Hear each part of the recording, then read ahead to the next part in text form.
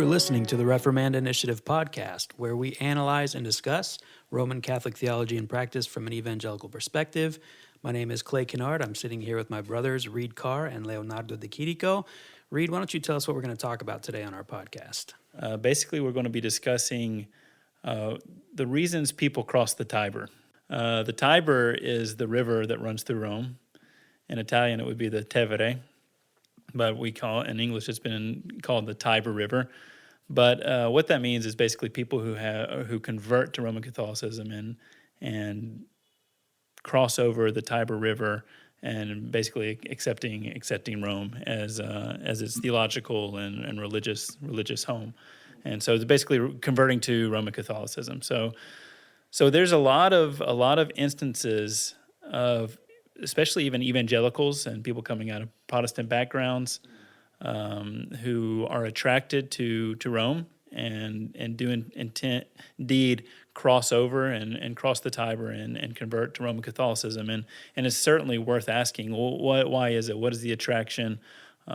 What is alluring people and pulling them across the Tiber, again, to kind of use an analogy, but into the Roman Catholic fold, and what is pushing them from the other side? There's always this type of a tension between a push and pull from a context they're coming out of and where they're going. So there's something pushing them out and then pulling them into Roman Catholicism.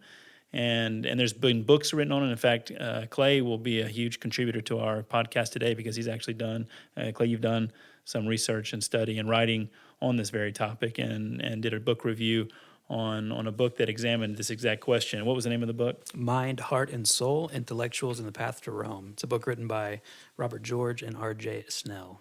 And if I remember correctly, it's a story it's a book that includes 16 testimonies of people who converted to Roman Catholicism, many of which came out of evangelical or Protestant backgrounds. One was a megachurch pastor, if I remember correctly.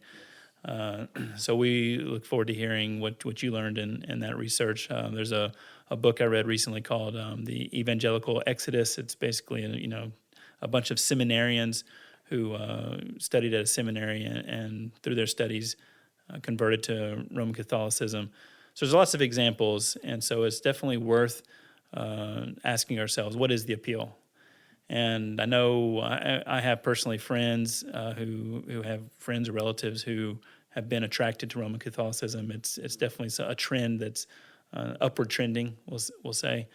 And so what is that? Why is that? And what is the appeal exactly? So yeah, that's basically what we're going to look at and why people are, again, using the metaphor here, crossing the Tiber and converting to Roman Catholicism.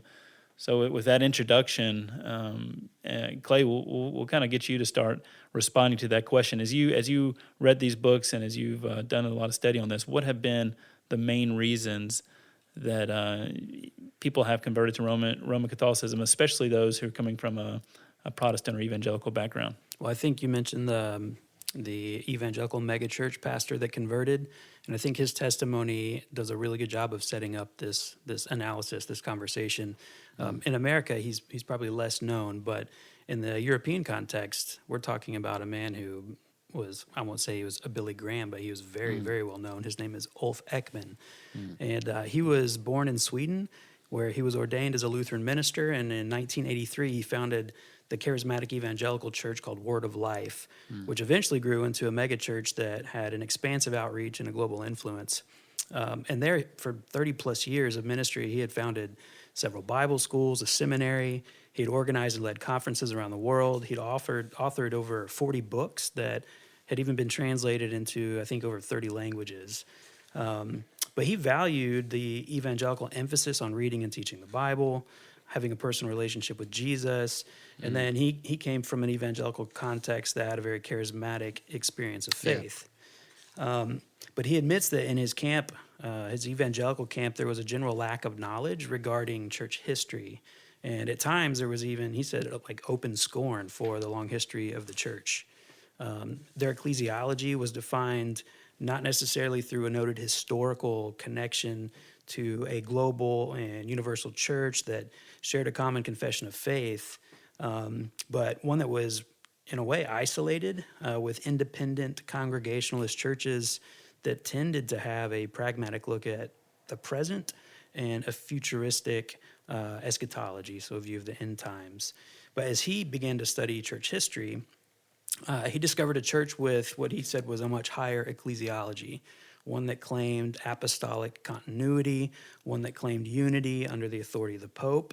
And in the midst of these liberal Protestant developments that he was seeing around him, he began to become attracted to the historical tradition of Rome. Because what he saw there was a church that held an unwavering commitment to their teachings and unity under the authority of the Pope, right? So he began to think that maybe his prejudices, his Protestant prejudices towards Rome stemmed from his lack of knowledge regarding what Rome actually taught. And in the end, he actually rejected the Reformation doctrines.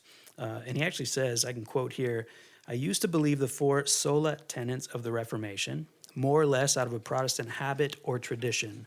Step by step, I started to see how the Protestant mindset had an overriding attitude of, quote, either or, while the Catholic mindset, as well as the Hebrew, he says, is more of a, quote, both and." And I think we've talked about that maybe in our previous episodes, the kind of the both and aspect of Roman Catholicism, both grace and works, etc. But he said out of the aspects of Rome that attracted him the most, it was the sacramental element of the Roman Catholic Church. That's what began to drag him into, or draw him into, the Tiber River. If you've ever been to Rome, it might look pretty, it's a pretty gross river. No one wants to get in it. But the sacramental element of the Catholic Church was drawing him in there. And so in my research, I kind of based what we'll define as kind of categories for attractors and then turnoffs from evangelical Protestant faith. He summarizes his attraction to Rome using 4 words: historicity, apostolic continuity, authority, and sacramentality. And in every testimony that we have read of an evangelical converting to Rome, whether that's in the book Mind, Heart, and Soul, whether that's through testimonies we found online, whether that's the book that you're, the seminarians, it was one or a combination of those 4 things that influenced these people's decision to cross the Tiber River. I think we could add to intellectuality and then a sense of community to that list. So before you get going on that, because you just said a whole lot, and so you're now breaking it down into the main categories of what appealed these people to convert to Roman Catholicism, and the first one being historicity, and we're talking about and the long history of the Catholic Church. We're talking about one of the longest existing religious institutions. They lay claim to the Church Fathers. They lay claim to the earliest writings and expressions of the Christian faith. And so, for example, Ekman came from a background that didn't have much of a focus or emphasis on their church history. And we see that time and time again in these conversations. The historicity of the church.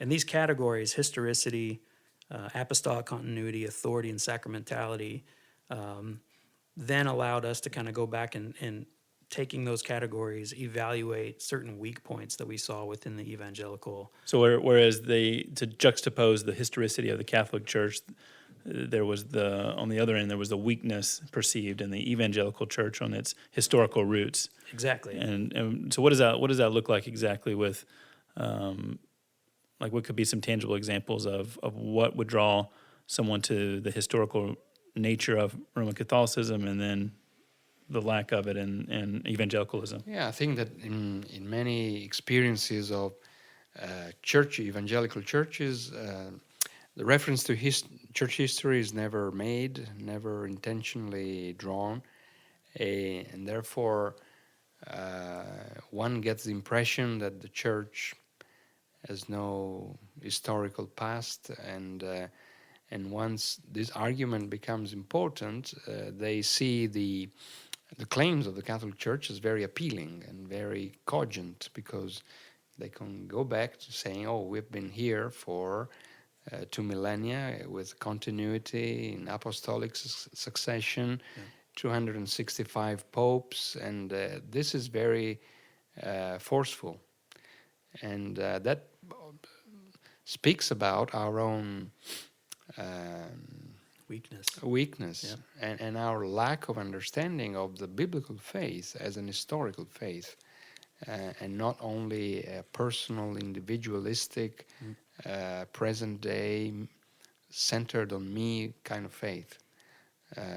This speaks a lot about our own misunderstanding of the biblical gospel. We understand the biblical gospel, many of the elements of the biblical gospel are rightly understood in most of our evangelical churches, but this aspect that is part of the Hebrew faith, Jewish faith, and by extension the Christian faith, is often lacking. So maybe in the sermons they've never heard a reference to a church father, they've never used a confession of faith that goes beyond, 10, 20, 50 years ago. They've never read a book or never gone through a course in basic church history. These are all reasons for then leading people to be attracted to Rome, which instead heavily invests on the historicity of its own institutions. And oftentimes it's not a weakness that's actually perceived until you realize that it's not. You don't go into an evangelical is usually not saying, "Oh well, there's really not a good historical grounding in my faith," until you perceive it elsewhere.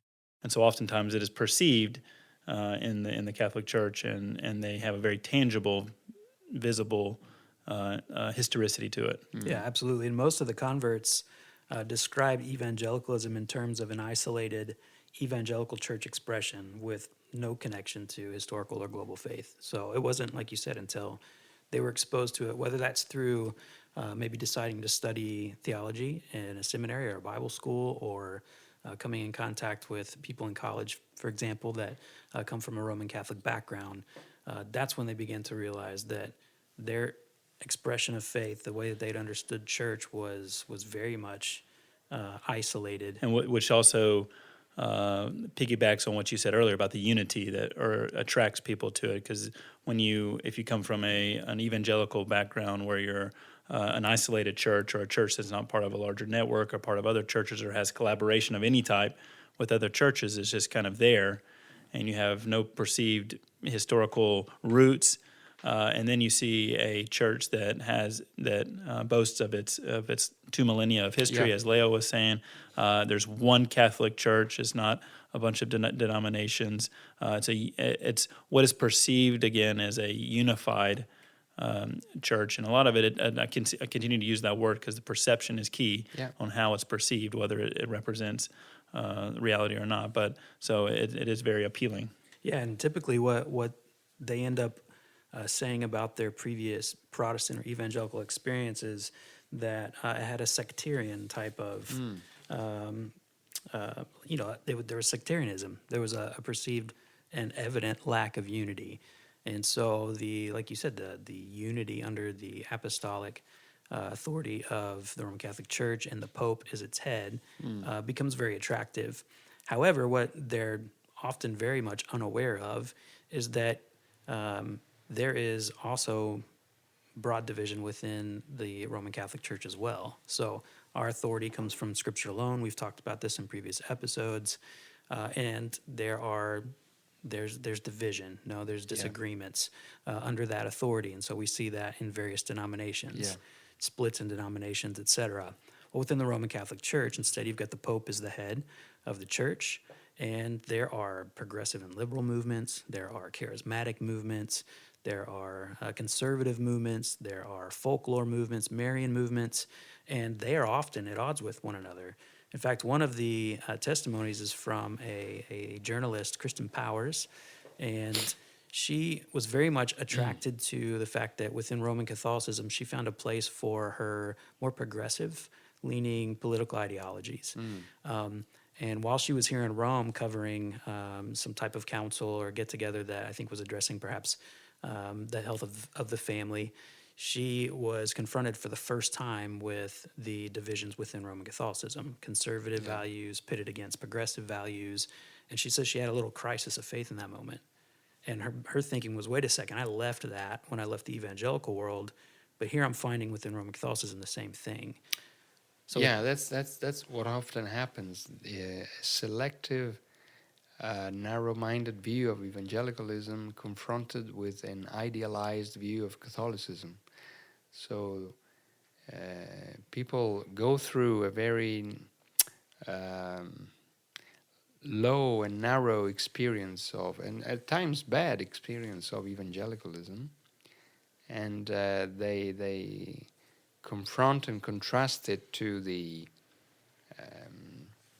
claims of Rome, but they tend to be idealized, not to be realistic. yeah, Because once you begin to explore or to live within the Roman Catholic system, like we are daily exposed in Rome, you begin to realize that idealization is not real, doesn't exist. I mean, most of our friends, most of our people, and most of our neighbors, they're not intellectual, they don't even bother about historicity. They are as individualistic as most people are, and yet the projection for most people or coming out of evangelicalism is that Rome is the place of history, the place of unity, the place of peace, the place where everybody is in peace with one another. That's not really the case. Actually, I mean, the case could be made. The contrary case could be made in many ways. yeah. So for us as leaders in evangelical churches, leaders of evangelical institutions, we've got a lot of work to do in order to raise an awareness of church history and the evangelical connection to the historical faith. And so that's one of the things we've wrestled with in this research, and one of the things when we do conferences and we discuss this topic, we try to help pastors and leaders ask questions, evaluate whether or not they're doing a good job of that. And maybe that's something we get into further later on in our conversation. But yeah, so that's kind of attached to this historicity, right? This unity. Whereas in evangelicalism, they had a perceived detachment from the historical faith. So what you also mentioned, one of the attracting factors of Roman Catholicism is its claim to apostolicity. And could you explain that, what that means exactly, and why it's so attractive? You know, it's the apostolic succession, the claim that by way of handing down the sacramental order from one bishop to the other, the continuity is established, and this is the essential way in which this succession takes place. It's a monarchical kind of succession from one monarch to another, not by way of generation, but by way of the passing on of sacramental power and authority. Yeah. Whereas we understand the succession in terms of apostolic fidelity, faithfulness to the apostolic message that doesn't necessarily need a structure, an institution that passes it down, but it needs faithfulness to the biblical gospel that needs to be safeguarded, taught, and commended and nurtured from one generation to the other. So we may belong to different institutions church-wise, but we are passing on the biblical message of the gospel. And this is the way we understand apostolic succession, not needing an institution that sacramentally passes it down, but by being faithful to the preaching, the teaching, and the living out of the gospel in our churches and lives. So the aspect, though, that is so attractive to so many who convert to Roman Catholicism and give this as one of the reasons, is it that visible aspect of it, the sacramentality that's tied to the apostolic succession? What is it that is so attractive to people about the church's claim to apostolic succession? Again, having from Peter, starting with Peter, all the way down to the popes and the apostles, passing down, I guess, the truths of Scripture. What is it that's so attractive? I think that's part of it. I mean, there's the sense that the Roman Catholic Church has been operating kind of in the same way for centuries, and so that is attractive. I would separate, in this case, as far as an attractor, maybe the apostolic continuity from the sacramentality. Yeah, they're two separate things. Yeah, so one is recognizing this long-lasting authority. This goes back to the Christ Church interconnection, right? So it's basically been the same, and it's survived various conflicts throughout history. It claims to be the incarnate presence of Christ, just as Leah was just explaining. The sacramentality of it, that comes into play more from the experiential attractiveness of the church. And by that, we're just talking about the practice of the sacraments. Exactly. And which would be the Eucharist and which you experience at Mass and all of that. Yeah. Often the experience of evangelical worship is, tied up to emotionalism or to superficial experientialism, and in the long run, it becomes obsolete, it becomes dried, it becomes empty, and the liturgical, sacramental outlook of Roman Catholic worship becomes attractive because it conveys depth, it conveys history, it conveys authority, it conveys liturgy, whereas, as far as I know, many testimonies, they do tend to come from non-liturgical churches, very freestyle, attractional types of churches without any sense or little sense of liturgy, Bible reading, confession of faith, and so on. So these are all ingredients that eventually lead to the thirst for something more, something deeper. Yeah, one of the weak points that we identified was there was an evangelical turnoff where they saw that there was a superficial and individualistic worship experience. Yeah, that's it. Whereas in Roman Catholicism, they were attracted to an objective worship experience that was rooted in an ancient historical sacramental system. Many evangelical churches in the North American context have tried to create an attractional means to give the attendee an experience where they can experience their faith, where they can be entertained, where they can consume religious content without being a contributing member or participating in the life of the church. And so we've exported these models of doing church all over the world. But these models of church really allow for the development of an individualistic and consumeristic expression of faith. And so when one person becomes aware of the superficiality of the experiential expression of faith that's found in many of our evangelical churches, a Christianity that then provides a way to still have an experiential faith, but through a mystical sacramental system that's rooted in an ancient, historic, and global tradition, that becomes really attractive to them. Yeah. If I can insert a quote here, I'll come back and cite the source in just a minute. But someone wrote that most evangelical churches, in their eagerness to make God seeker-friendly, have left their worshipers wondering what exactly it was that they came there seeking in the first place. Yeah. Nothing, it seems, that they couldn't have gotten at a movie theater or pop concert. Yeah. And then you juxtapose that with the very high liturgy of a Catholic Mass and the tangible sensory overload there, and it just and it feels different.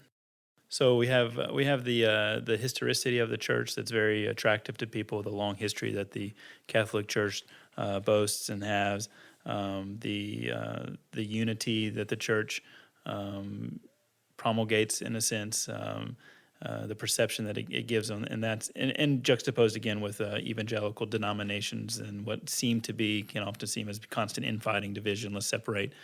Also, this the apostolic handing down of the faith through the generations, through the Pope and the seat of the Pope, etc. What other You had mentioned, what other aspects did you mention that were so attractive to? This would go back to, I guess, the historicity, and I would even say intellectuality, but theological discontinuity and a drift towards either liberalism or legalism. Within evangelicalism? Yeah, they would consider that to be a turnoff. So, which I guess the way that I would say that, in other words, is an abandonment of the gospel. Whereas in the Roman Catholic Church, what they see is a doctrinal continuity and commitment. And that's debatable. In fact, John Henry Newman wrote a famous essay on the development of Christian doctrine because we talked about this in a past episode when we evaluated Vatican II theology. There's definitely things that have changed, right? But when they recognize within the evangelical or Protestant context, there's a drift towards either liberalism or legalism, they start looking elsewhere. And they see a claim in the Roman Catholic Church to be the same church, so the historic church, the historic faith, continuing to defend that. But we talk about intellectuality. I think that, especially in the case of the seminarian testimonies that we have read, is a big weak point when it comes to evangelicalism. And so there's an attraction to the Roman Catholic intellectual tradition, and as they start to read the giant intellectuals of the past, of the Christian faith, they do so with a lack of discernment. For example, in reading the church fathers, when looking at church history, and reading those Roman Catholic intellectual giants. So that's an issue. For example, the book Evangelical Exodus, right? I think those are testimonies from all from the same seminary. All from the same Southern Seminary in, is it North Carolina or South Carolina? Is where Norman Geisler was the founder president. Right, and so I think he's responded to this. I believe he has responded to this. In fact, Professor Scott Oliphant from Westminster has written a review on this book and trying to address what he saw is the issues there. That can be found, I think, on the Gospel Coalition's website, or we'll even link it in our episode notes. But there we had young seminarians who were reading Thomas Aquinas, for example. It's a seminary with a dispensational background, and the author of that book, Evangelical Exodus, who was a student and then actually became staff, a professor, and was Geisler's research assistant, said that at the time, there was not even a church history course being offered in this seminary. So here we've got young intellectuals who are attracted to the historicity of these intellectual giants that are approaching them with a major lack of discernment, a lack of knowledge when it comes to church history. If there's formation in church history, it's very basic. There's not much of a formation in the development of Christian thinking. There's no discernment in approaching the church fathers to hold them accountable to the authority of Scripture. Who are the church fathers, as you make reference to that? Well, I would say one of the biggest influencers in mind, heart, and soul would be Augustine. But Origen, Aquinas, you mentioned. well, Aquinas comes much later. He's going to be your medieval theologian. But just the early church fathers, Leonardo, this is his strong point. He's actually a lecturer of church history at the Institute of Evangelical Formation here in Europe. And Leo, you're doing a lot of work to try to help our students understand not just church history, but where church fathers made a decision, made a comment, or influenced a certain line of thinking that ultimately developed into unbiblical theology, right? Yeah, that's right. Yeah, it's the same. Well, following the steps of the magisterial reformers, Luther and Calvin, and Bullinger, Vermigli, and many others, they were totally in line with the main message of the mainline fathers, but they were also very critical. And so developing a kind of interpretation that would not idealize the fathers, but would read them in critical terms under the authority of Scripture. That's the way in which perhaps we have departed away from that kind of realism in reading the fathers. And Rome reads the fathers in idealistic terms, as if they were a united body of voices, which they were not, and reading them as if they were always right, which they weren't. And so we need to develop a more sober, realistic hermeneutics of the Father, interpretation of the Father, which in the line of the way in which the Reformers read the Fathers. But somehow we've lost in our present-day evangelical culture, we've lost that sense of us belonging to the historical church, and with that we've also lost the way to interpret history. Yeah. So once the history becomes an issue, we turn to Roman Catholic sources, and then we tend to through Roman drink Catholic framework. we tend to drink from that wellspring. But you mentioned correctly just this idea of the one who is seeking kind of intellectual validation in their theological pursuit of truth and history and stuff. The Catholic Church is definitely very attractive. I know the Protestant theologian who was very, very influential in this movement of evangelicals and Catholics together, Mark Knoll. I think he was part of a co-author of the book, Is the Reformation Over, as well. But he had made a statement saying that the scandal of the evangelical mind is that there is not much of an evangelical mind. Right, that's right. Which is not true. Well, right. It's not, well, how is that? How much does that play into this? There's been reality. very little effort to in the. I think Stewart. He makes the point that it was not the case. It was not the case in up to the end of the 19th century. You know, in Princeton and other centers of theological training, the sense of the evangelical faith being the historical faith was very much what was taught.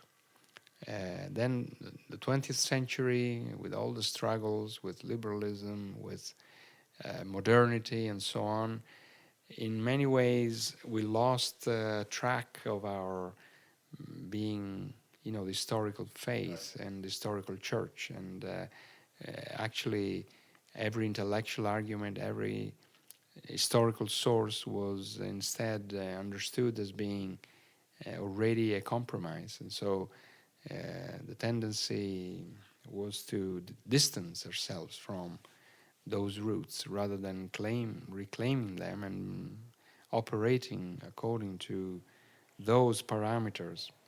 But this is a very modern contemporary distancing of the evangelical faith from the historical theological roots of the church. And so, but we're paying a high price for that damage. Is it fair to say that in the last, more recently, there has been a push and improvement in that area in the evangelical world?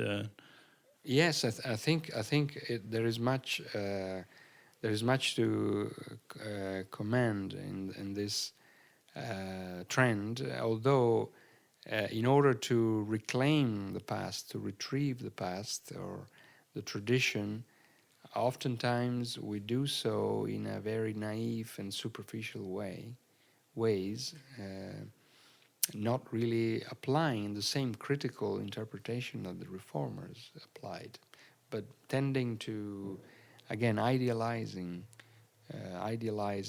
Church Fathers, idealize the church tradition, and thinking of it as if it were a single unit, undivided, single, coherent unit, which was not. It has never been a coherent unit.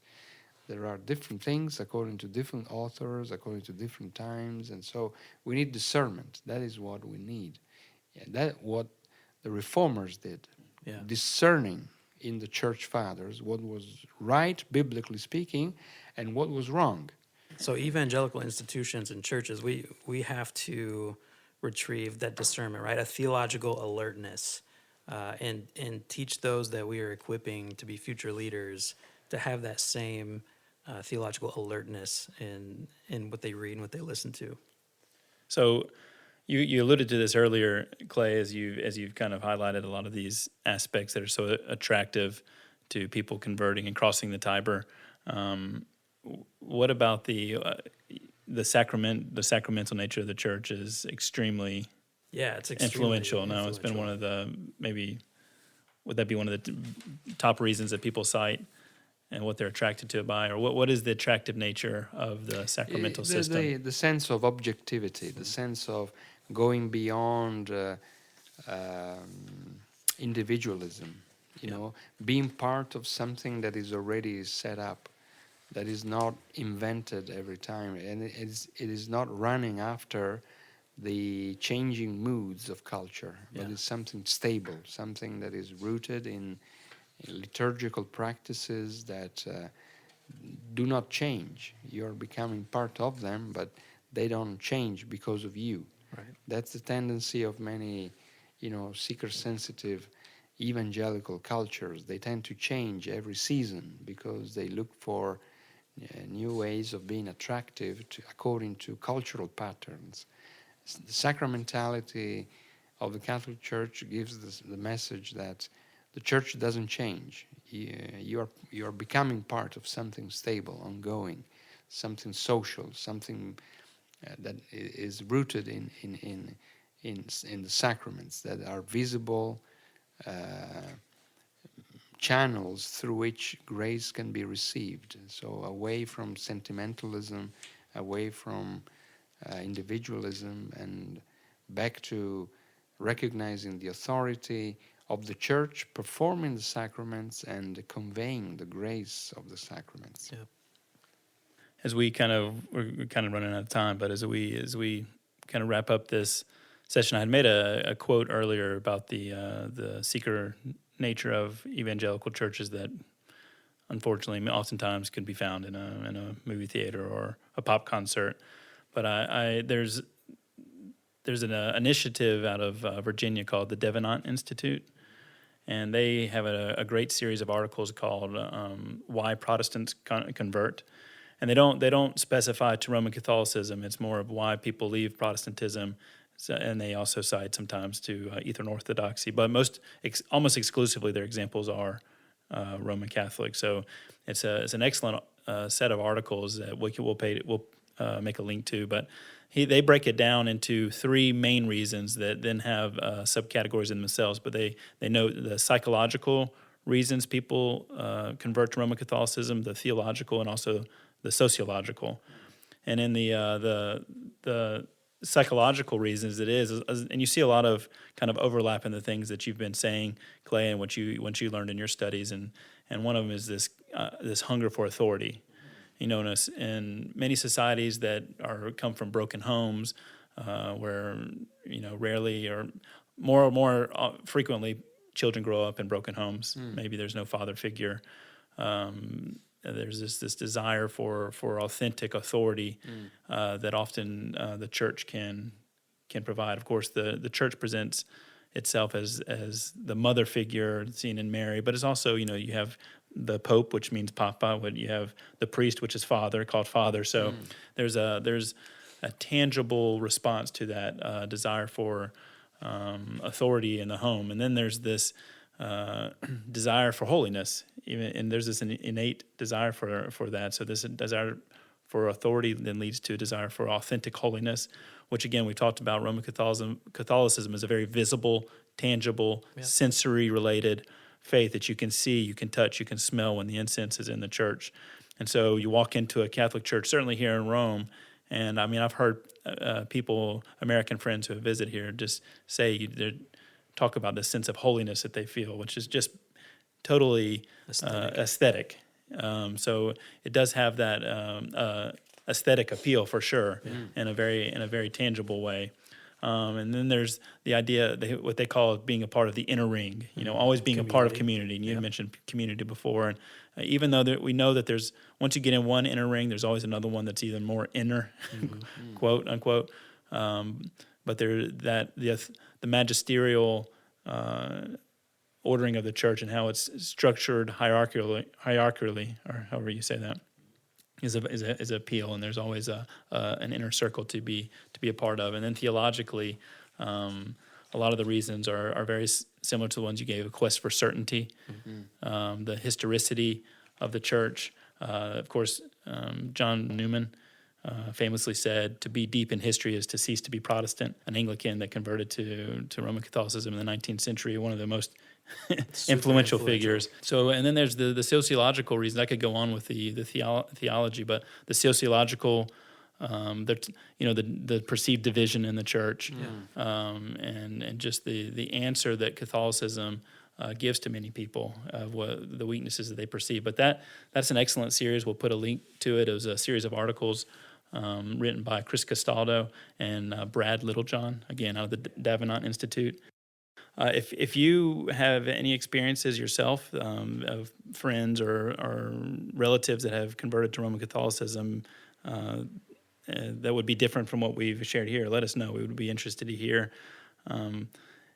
As Clay said in the beginning, what we'll do in the next episode is kind of as respond to these attractions, which say from an evangelical perspective, because again, what we've said, a lot of it is perceived. And there needs to be a healthy evangelical response to a lot of these. The evangelical church needs to do a better job of again, teaching its, discipling in a sense, and teaching church history, and which better prepares their members to be believers. But we'll talk about that in the next episode. But hopefully that's pretty clear as far as the reasons people are converting. Is there anything else we'd add to that? No, but we're continuing this research. So as we identify other weak points and other reasons, we're going to keep adding that to the list so that we can continue to tell the evangelical church or ask them questions to help them evaluate what can be done. Before we go, I just want to remind our listeners that you can find us online at www.reformandainitiative.org. There you'll find resources. You'll find a link to our podcast. Subscribe, share it with your friends. You'll also find links to us on social media. We're on Facebook at Reformanda Initiative and on Twitter at Reformanda Rome. So we appreciate your listening, and if you have any questions, reach out to us. We'll be more than happy to respond. Until next time, from Rome, God bless.